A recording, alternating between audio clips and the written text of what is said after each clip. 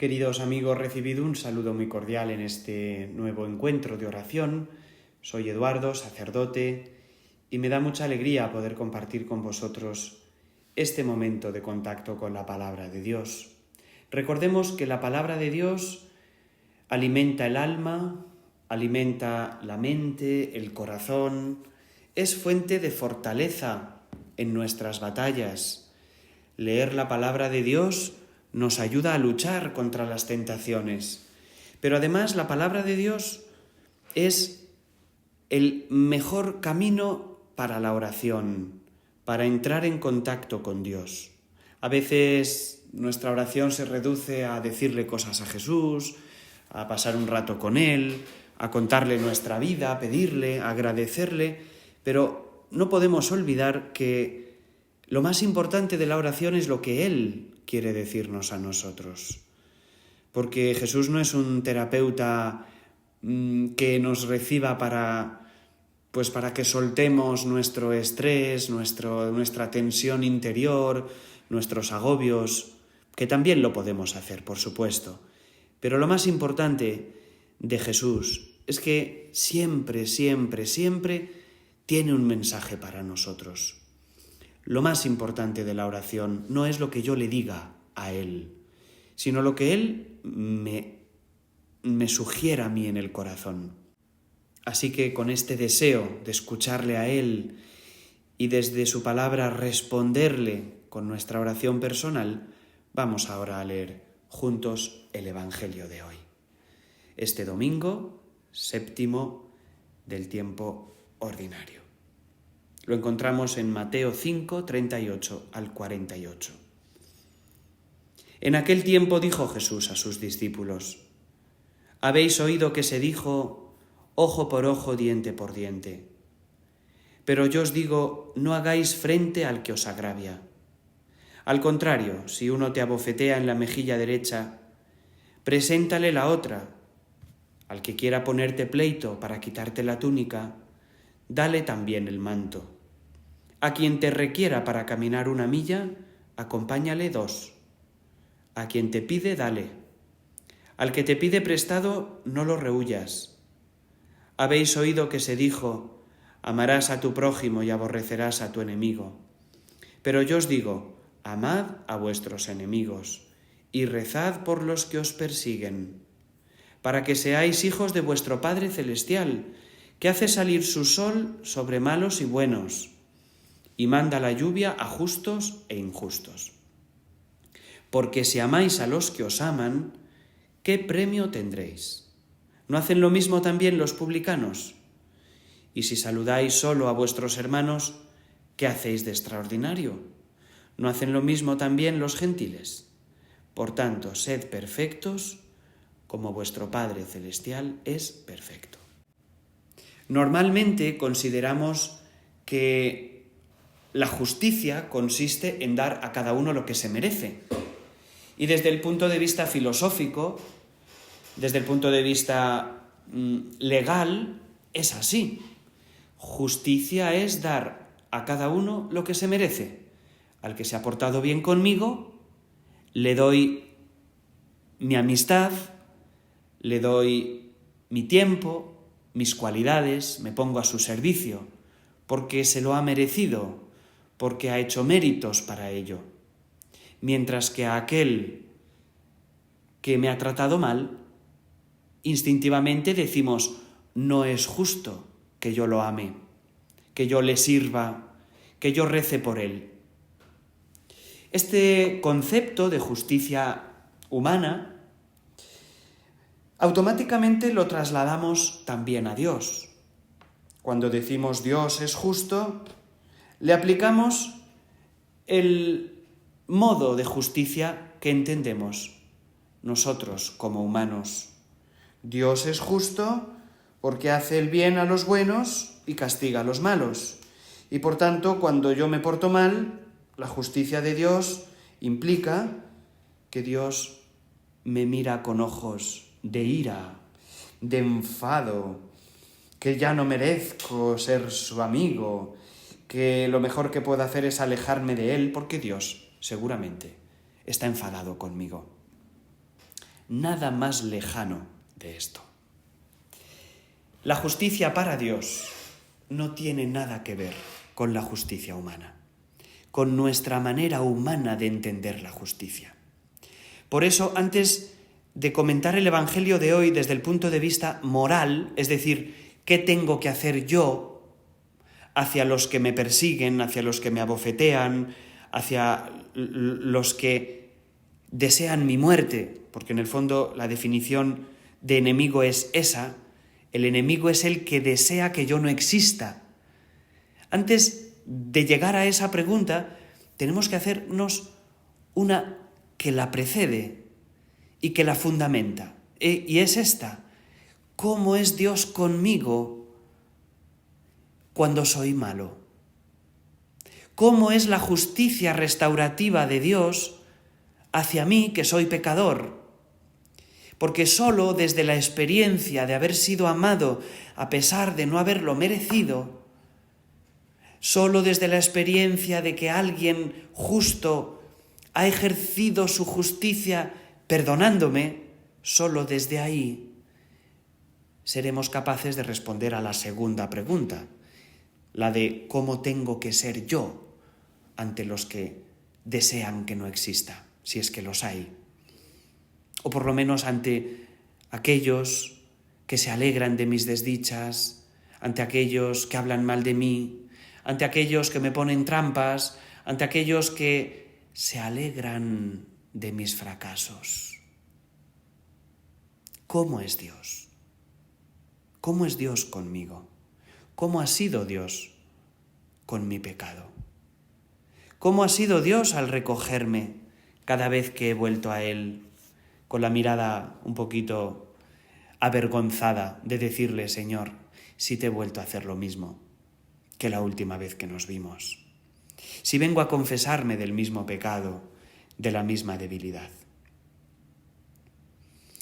Es importantísimo, pues, para poder cambiar nuestro corazón hacia los demás, experimentar antes en mi propia carne que yo he ofendido a Dios, que yo he maltratado la criatura que soy yo mismo, que Él me ha dado para cuidar, o que son mis hermanos, que Él me ha dado para cuidar.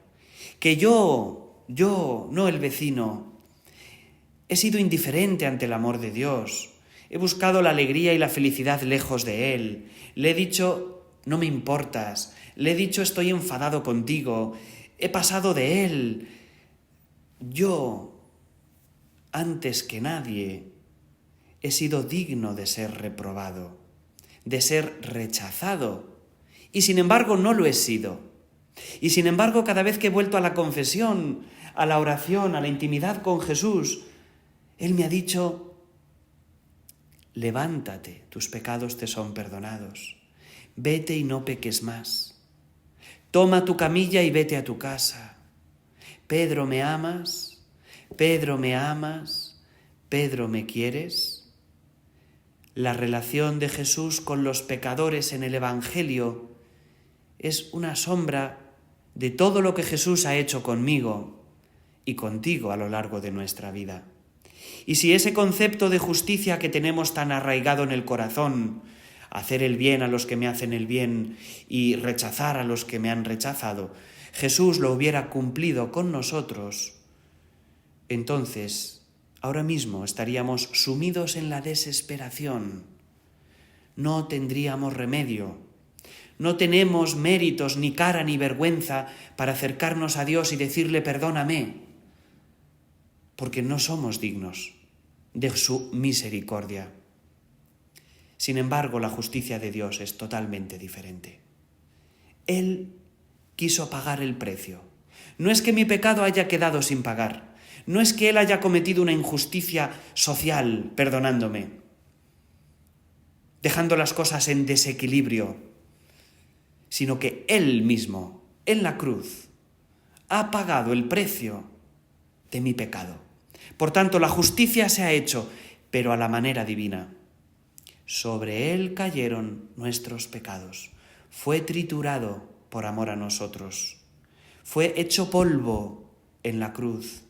Fue hecho una llaga porque nuestros pecados, aunque Él no había cometido pecado, fueron pagados por Él. En su carne sufrió la debilidad de nuestra carne. Y los pecados de mi soberbia y de mi espíritu fueron pagados con su humildad y su humillación pública en aquel esperpento que fue la pasión. Pasión donde Cristo sufrió en el cuerpo, en su psicología y también en su espíritu, reconociéndose o sintiéndose humanamente abandonado por el Padre. Padre, ¿por qué me has abandonado? El cuerpo de Cristo, su carne, asume las consecuencias de los pecados de mi carne. Su psicología, sufriente en ese desprecio, en esa humillación, en ese abandono, en ese ser mirado con ira por los que deseaban su muerte, su psicología asume las consecuencias de los pecados internos de mi psicología. Y su espíritu, su alma, su relación con el Padre, se ve por un momento, no digo rota porque no lo estuvo, pero sí afectada profundamente por esa intimidad que Jesús quiso tener con nosotros. Asumió nuestros pecados hasta el fondo de sus consecuencias.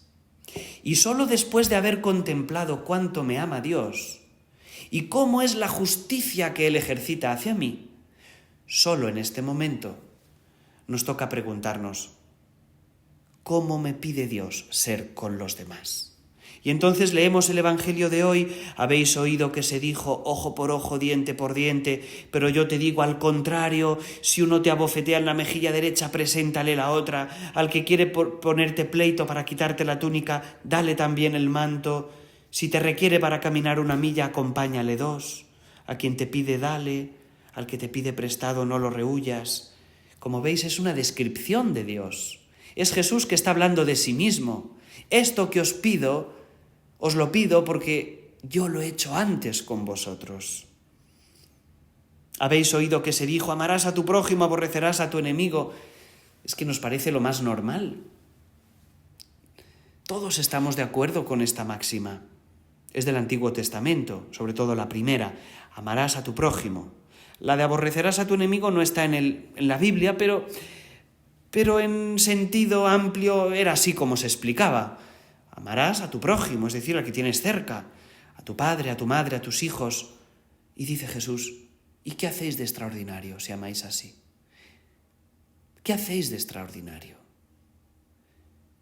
¿Cómo podemos decir somos amigos de Jesús, que ama a todos y que murió perdonando a los que le crucificaban y al mismo tiempo no ser como Él? Si amáis solo a los que os aman, ¿qué mérito tenéis? ¿Qué mérito tenéis? Pero aquí hay un elemento más y que es muy importante. ¿Qué es lo que está en juego cuando Jesús nos pide amar a los que no nos aman? Cuando nos pide rezar por los que nos han hecho daño. ¿Qué es lo que está realmente en juego? ¿Solo nuestra relación con esos tales? ¿Solo buscamos restaurar relaciones horizontales de amistad con quien no fue fiel a esa relación? ¿O hay algo más que está en juego? Fijaos lo que dice. Amad a vuestros enemigos y rezad por los que os persiguen. Fijaos lo que dice, para que seáis hijos de vuestro Padre Celestial. Anda. O sea que de la calidad de mi amor al prójimo depende mi relación con Dios. Esto sí que es fuerte. Esto quiere decir entonces que si yo me acerco a la Eucaristía y le digo Jesús te amo, pero luego no perdono, no amo a mi prójimo, no saludo al que no me saluda, ¿está en juego mi relación con Dios? Pues así lo dice Jesús. Y yo no soy quien para decir que Jesús se ha equivocado. No estamos aquí para destrozar el Evangelio, sino para entenderlo un poquito mejor. Para que seáis hijos de vuestro Padre Celestial.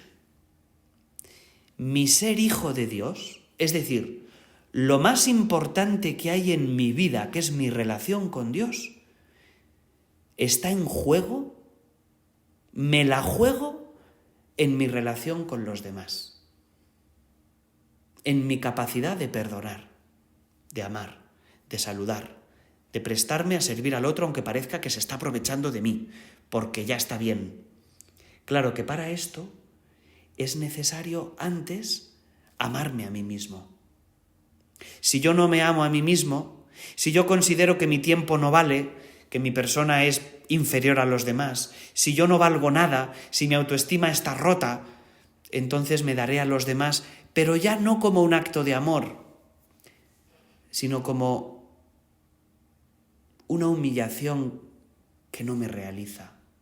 Por eso es tan importante que en nuestra mente y en nuestro corazón nos amemos a nosotros mismos.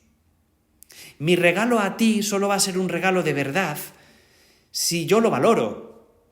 Si te digo, mira, llévate estas plantas que es que estaban aquí en casa y las iba a tirar al contenedor. Pero bueno, por no tirarla al contenedor, te las regalo a ti. Eso no es un regalo. Eso es decirte, mira, te doy algo que en el fondo no valoro. Para darme a los demás, para poder presentar la otra mejilla, como dice Jesús, antes tengo que reconocer mi dignidad y vivir desde tal dignidad.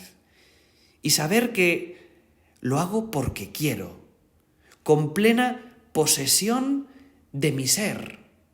Eso es como el sacerdote que se consagra a Dios en pureza, o como el esposo o la esposa que se dan y se entregan el uno al otro. ¿Por qué hay una edad mínima para acceder al sacramento del matrimonio? Incluso para el sacerdocio la edad mínima es superior, 25 años, 24, 25. Porque antes de yo entregar mi vida, entregar mi celibato, mi sexualidad, mi obediencia, mi pobreza, o entregarme en el matrimonio a la otra persona, tengo que ser dueño de ella misma. Yo no puedo entregar lo que no poseo. De la misma manera, en el amor a los demás, es tan importante que nos valoremos y nos amemos a nosotros mismos. Solo desde ahí seremos capaces de darnos sin sentirnos humillados, sin sentir que no valemos, que es que yo soy inferior a los demás y entonces me debo. Ahí no hay donación libre, ahí hay humillación, ahí hay menosprecio hacia ti mismo, hacia ti misma. Tiene que ser desde la libertad y desde la posesión plena de lo que entregas. Yo no te puedo dar un billete de 50 euros que no es mío. Toma, me acabo de encontrar esto que es de fulanita, te lo regalo. No, no es mío, no te lo puedo dar. Tiene que ser mío para podértelo dar. Y te lo doy en plenitud de conocimiento. Te perdono, te amo, te doy lo que me pides, te presto, aunque seas un sinvergüenza, porque también Dios conmigo se ha comportado así. Pues bien, desde la contemplación de cómo Dios nos ha amado y cómo nos pide que nos amemos unos a otros, os deseo un feliz domingo y os invito a que acudáis a la oración, a que volváis a la presencia de Dios con este texto, con estas ideas, y le digáis, Señor, yo no sé amar como tú me pides, pero si tú me lo pides es porque me vas a dar la gracia. Yo haré lo que pueda y pediré lo que no pueda. Quiero amar como tú, Jesús, porque tú me has amado antes. Quiero ser generoso como tú. Quiero entregar mi vida como tú. Quiero experimentar el gozo de la entrega incondicional a todos. Eso sí, y termino con esto, sabiendo también poner límites a los que nos dañan, a los que quieren poseernos, porque a veces confundimos la generosidad con el no poner límites. Y el límite, fijaos qué bonita esta definición, el límite que ponemos a un amigo, a un esposo, a una esposa, será siempre diferente según el grado de intimidad que ejercitemos con esa persona. El límite es ese lugar desde el que te puedo amar a ti sin dejar de amarme a mí mismo. Muy importante. Poner un límite a una persona que a lo mejor te quiere manipular, te quiere utilizar, te quiere absorber más de lo que tú puedes dar. Poner límite es sano y no va contra el Evangelio. A Jesús, cuando le dan la bofetada en la casa de Caifás, aquel soldado le da un revés, Jesús no le dice gracias, dame en el otro lado. No, Jesús pone un límite y le hace caer en la cuenta con amor. Ojo, los límites se ponen con amor, no con ira. El límite es un acto de amor hacia la persona a la que limitas. Jesús le dice, ¿por qué me has pegado? ¿Por qué me has pegado? Si he dicho algo malo, dime en qué. Y si no, ¿por qué me has pegado? Jesús establece ese límite que es fruto del amor, en donde Él puede amar sin dejar de amarse a sí mismo. Si Jesús hubiera dicho gracias por el bofetón, se estaría despreciando a sí mismo. Si ante un amigo manipulador que pasa de ti y cuando vuelve tú le pones la alfombra roja para que vuelva a entrar en tu vida como si nada, sin ponerle ante sus ojos el daño que te ha hecho, con amor pero con verdad, entonces tú le estás dando el mensaje a ese amigo de que no te valoras a ti mismo, de que no tienes dignidad, de que tú no vales, de que te puedes seguir manipulando y utilizando. Pero bueno, esta segunda y última parte de la reflexión a lo mejor excede un poquito a lo que yo como sacerdote tengo que deciros. Es más, pues una cuestión de comprensión más profunda y psicológica de esta verdad, pero que no nos viene mal también conocer. Recapitulamos. Dios me ha amado con un amor de incondicionalidad. Cada vez que he vuelto a pedirle perdón, me ha perdonado, pero también me ha puesto esa penitencia, que es como el límite que Dios pone al mal en mi vida. Segundo paso, Dios me pide que yo ame a su manera. Y tercera reflexión, para amar a la manera de Dios es necesario poseerme antes a mí mismo.